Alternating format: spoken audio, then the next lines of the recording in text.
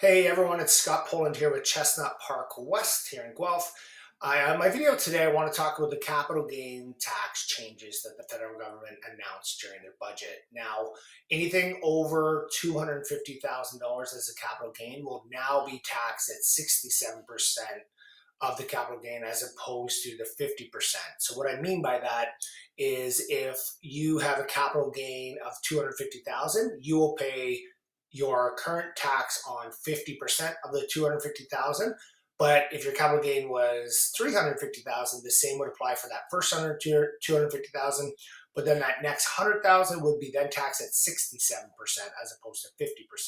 So a 17% increase anything over 250,000. So we're talking billions of dollars every year in tax that the federal government is hoping for. Now, my concerns from a real estate standpoint in this situation is our investors are already holding their properties. And what we're trying to do, I believe, is trying to get more houses on the market. Now, they've only given a deadline of June 25th. So today's investor, the chances of them getting the house on the market, getting it sold and closed before that is not likely.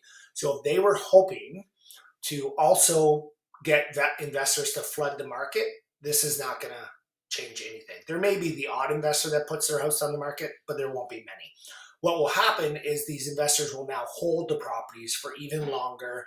They will possibly make some changes to their estate planning. There might be a life insurance policy in place that's going to cover that capital gain so their kids don't have to deal with it. This is not going to be the result that they think is going to happen. Now, what I would love to see is what if they gave the investor a break on capital gains for like 12 months and just see what happens. What I would like is all these investors to dump their single detached homes on the market.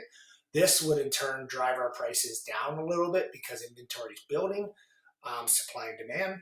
And then maybe, just maybe, we could actually get some of these first time home buyers into their first home, or free up the townhouse and the semi, get those people in single detached home, and the first time home buyer then can buy that first attached home.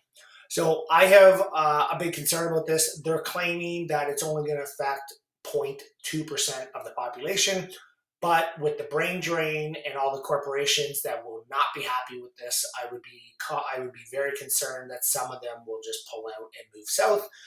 We see it in the States. A lot of tech companies are moving from California to Austin, Texas because of taxes. So if our federal government doesn't think that will happen, they're delusional because corporations will 100% pull out of this country.